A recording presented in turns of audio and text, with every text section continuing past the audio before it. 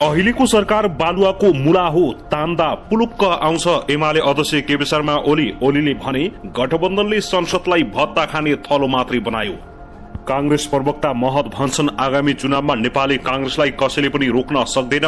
नेकपा एमाले बलियो पार्टी हो भनेर प्रधानमन्त्री देउवाले नै स्वीकार गरिसक्नु भएको छ। एमाले अध्यक्ष केपी शर्मा ओली वीरगंजका मेयर सवारी लगायत सयौं नेता कार्यकर्ता नेकपा एमालेमा प्रवेश। माओवादी केन्द्रका अध्यक्ष प्रचण्ड नुवाकोट पुगेकै दिन माओवादी केन्द्रका नेता तथा कार्यकर्ता नेकपा एमालेमा भट्टाभट प्रवेश। माओवादी केन्द्रका अध्यक्ष प्रचण्ड तनावमा आफ्नै ताकतमा चुनाव जित्ने कुरालाई उच्च प्राथमिकता दिएको प्रचण्डको भनाई। नेपालका कम्युनिष्ट पार्टीहरू एउटै पेन्सिलका फरक फरक टुक्राहरू भएको बाबुराम भट्टराईको भनाई। नेकपा एमालेको भेलबाट भागेर कहाँ जान्छौ प्रचण्ड र माधव नेपाल भन्दै जंगिए ओली। एमसीसीमा विभाजनको कुरा उठेपछि अहिले भने एकताबद्ध भएको छ प्रचण्ड। माधव कुमार नेपालको दाबी 5 दल मिलेर सबै ठाउँमा जित्छौं, केपी ओलीको पार्टीलाई धुलो पिठो पार्छौं। मृत्युपछि शरीरदान गर्ने बागमती प्रदेश प्रमुख शर्मा दम्पतिको घोषणा। फोबलिङमा आगो लागि हुँदा 69 लाख भन्दा बढीको क्षति। मोटरसाइकलको इन्जिनका हरेक भागमा लाख रुपियाँका बिटा। स्रोत खुलाउन नसकेपछि भारतीय नागरिक समातिए। भारतको उद्धार मार्फत थप 4 नेपाली स्वदेश आइपुगे। प्रधानमन्त्री देउवाले दिए धन्यवाद। फाइजर खोपले बालबालिकामा ओमिक्रोनको जोखिम घटाएको दावी। हिम्मत नभएर कांग्रेस एक्लै चुनाव लड्न डराएको नेकपा एमालेको भनाई। रोसुवागढीमा चिनिया कन्टेनर थप्ने सहमति। पशुपति नगर र हिले तस्करीको ट्रान्जिट प्वाइन्ट बन्दै। नेपाल वायु सेवाले काठमाडौँ दिल्ली उडान थप्दै। तोलामा 35 ले घट्यो सुनको मूल्य। 30.36 अंकले घट्यो नेप्से परिसूचक।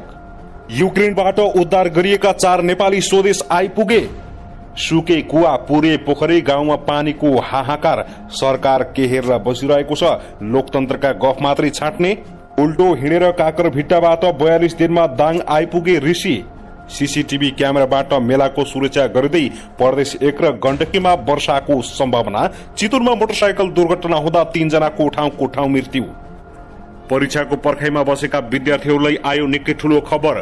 कक्षा 12 को परीक्षाको कार्यतालिका सार्वजनिक। एसी परीक्षा वैशाख 9 गतेदेखि 20 गतेसम्म हुने। अन्य परीक्षा कहिलेबाट हुँदैछन्? सम्पूर्ण जानकारी आजकै भिडियोमा।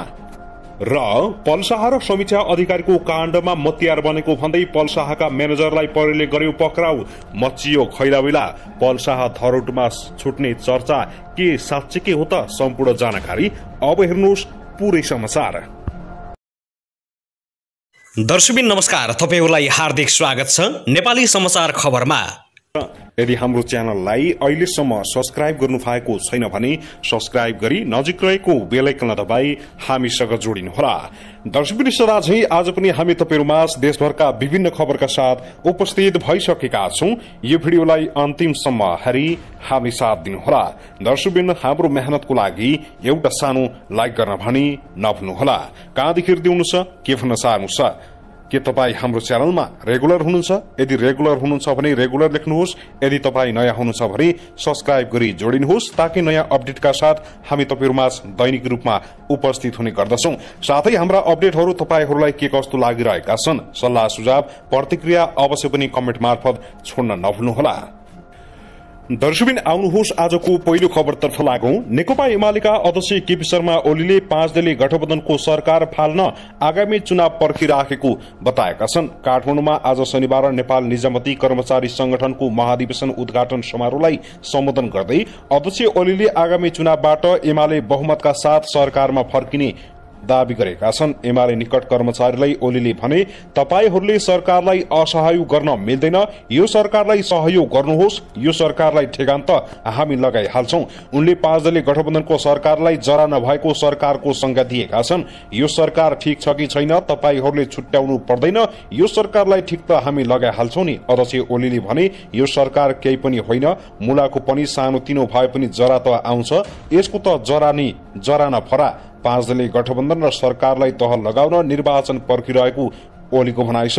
यो सरकार बालुवामा लगेर राखेको नक्कली मुला जस्तो तान्यो कि टपक्क आउँछ। ओलीले भने हामी खाली यसलाई तान्ने दिन खोजिरहेका छौं। ओलीले आगामी चुनाव 5 दलीय गठबन्धन र यो सरकार फाल्ने दिन हुने दावी गरेका छन्। चुनावबाट भाग्न खोजिरहेका छन्, भागेर कहाँ जान्छन्? ओलीले भने भागेर कहाँ जान्छन्, चुनाव त गर्नै पर्छ, हामी देखाइदिन्छौं। दर्शकबिन त्यसगरी आउनुहोस् अब अर्को खबरतर्फ लागौं।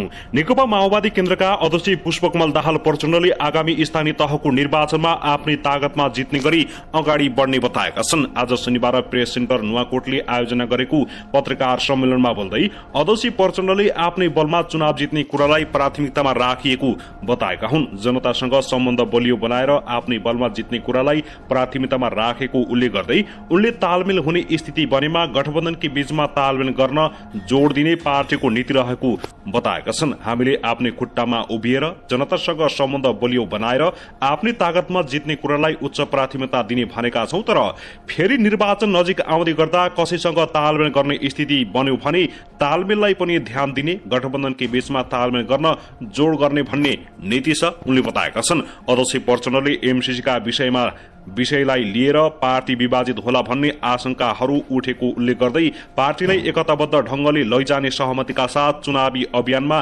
पार्टी लागेको बताएका छन्। उनले भने अहिले हामी सम्पूर्ण रूपले चुनावमा केन्द्रित भएर जानुपर्छ, पार्टीलाई एकताबद्ध गरेरै लैजानुपर्छ र अभियान देशव्यापी रूपमा चलाउनुपर्छ भनेर हामीले सर्वसम्मत रूपमा निर्णय गरेर अगाडि बढ्ने भनेका छौं।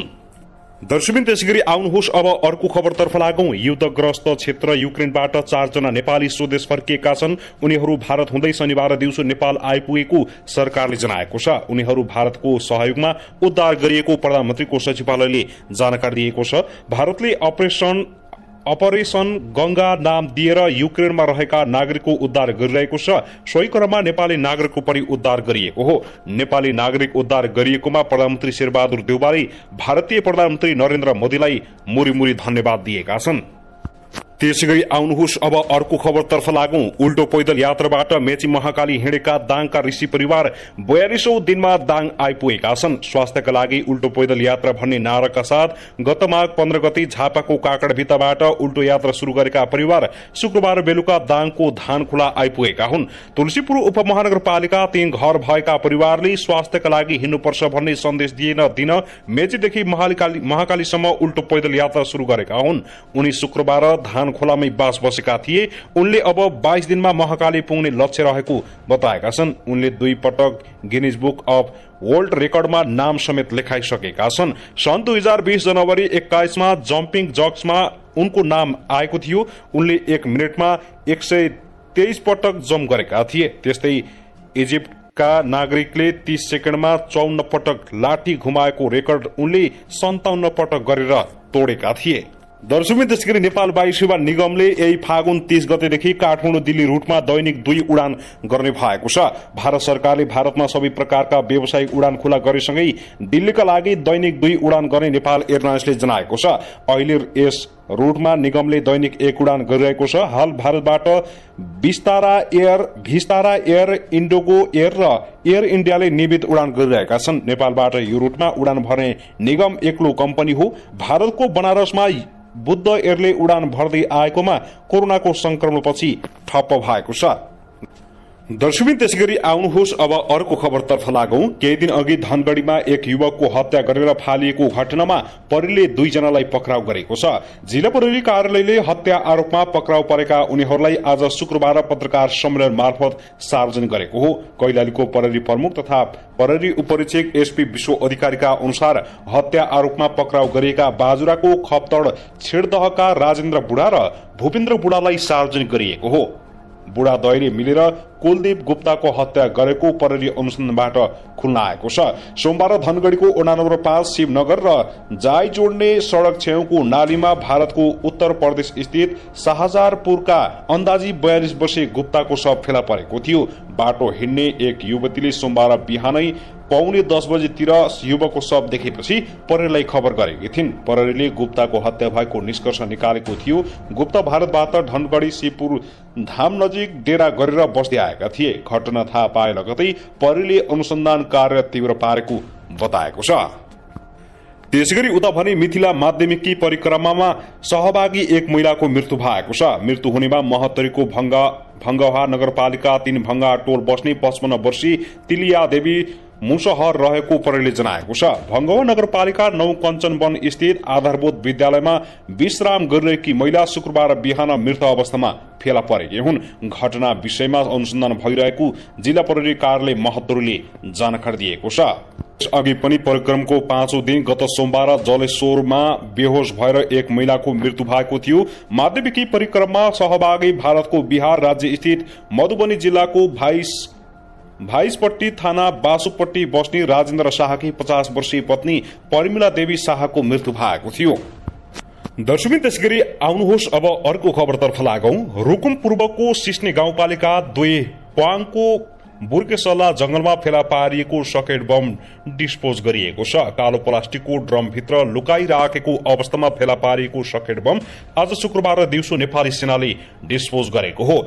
ड्रम बाहिर 2वटा र ड्रमभित्र 8वटा गरी करिब 10वटा सकेट बमलाई नेपाली सेना र नेपाल प्रहरीको टोलीले बम डिस्पोज गरेको ओडा अध्यक्ष जीवन केसीले जानकारी दिएका छन्। बिहिबार हिजो दिउँसो बाख्रा चराउन जंगलमा गएका स्थानीयले शंकास्पद वस्तु देखेपछि ओडा कार्यालयमा जानकारी गराएका थिए। ओडाले इलाका प्रहरी कार्यालय प्वाङमा खबर गरेको थियो। शुक्रबार आज बिहान जिल्लाबाट गएको नेपाली सेना र नेपाल प्रहरीको टोलीले बमलाई डिस्पोज गरेका हुन्। 10 वर्षीय सशस्त्र जनयुद्ध क्रममा तत्कालीन नेकपा माओवादीका सेनाले लुकाएर राखेको सकेट बम रहेको ओडा अध्यक्ष केसीले बताएका छन्।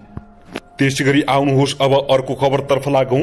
त्रिभुवन अन्तर्राष्ट्रिय विमानस्थलको विस्तारा एयरलाइन्सबाट नयाँ दिल्ली उड्न लागेका 2 जना थाई महिलाहरूलाई प्रहरीले करिब 3 लाख भारतीय रुपियाँ सहित पक्राउ गरेको छ। पक्राउ पर्नेहरूमा बिहिबार उडान नम्बर UK 156 द्वारा काठमाडौँबाट भारतको दिल्ली जान लागेका थाई नागरिक 32 वर्षीय वान सिया जन्टसान र 41 वर्षीय वारापोन खुन्सो वान रहेको प्रहरीले जनाएको छ। उनीहरूले बोकेको खण्ड ब्यागेजलाई त्रिभुवन अन्तर्राष्ट्रिय विमानस्थलको अन्तर्राष्ट्रिय उडानतर्फको प्रस्थान ह्यान्डल ब्यागेज चेकिङ गरिएकोमा चेक जाँच गर्ने क्रममा उनीहरूको ब्यागबाट उक्त रकम फेला परेको प्रहरीले जनाएको छ। प्रहरीले वान शिवा जन्टासको ब्यागबाट भारतीय रुपियाँ 2000 दरको 1,79,500 र अर्कीको ब्यागबाट भारतीय रुपियाँ 500 को दरले 1,15,000 फेला परेको हो। नेपालमा प्रतिबन्धित गरिएको भारतीय मुद्राहरू लुकाई छिपाई भारततर्फ लैजान लागेको अवस्थामा फेला पारिएको हुँदा उनीहरूलाई आवश्यक अनुसन्धान एवं कारबाहीको लागि राजस्व अनुदान विभाग हरिहर भवन पुलचोक ललितपुरमा बुझाइएको विमानस्थल प्रहरीले जानकारी दिएको छ। आउनुहोस् अब अर्को खबरतर्फ लागौं। गृह मन्त्रालयले जागिरको प्रलोभनबाट बच्न सबै सर्वसाधारणहरूलाई आग्रह गरेको छ। मन्त्रालयले विज्ञप्ति जारी गरी पछिल्लो समय काम लगाइदिने भन्दै ठगी गरेको पाइएकाले सचेत रहन आग्रह गरेको हो। काठमाडौँ उपत्यकाका चोकचोकमा जागिरको अवसर भन्दै विभिन्न पर्चा वितरण र टाँस्ने गरिन्छ।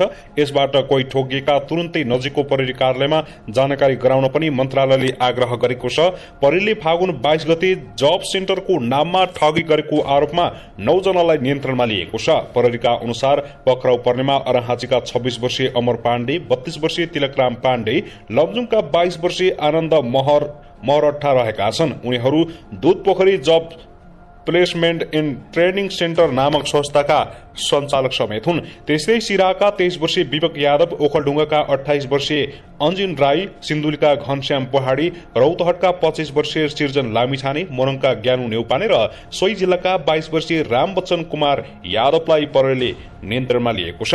उनीहरूले उपत्यकाभित्र विभिन्न स्थानमा जब प्लेसमेन्ट कम्पनी दर्ता गर्ने र उक्त कम्पनीहरूले सामाजिक सञ्जाल, पत्र पत्रिका, पर्चा पम्पलेटका माध्यम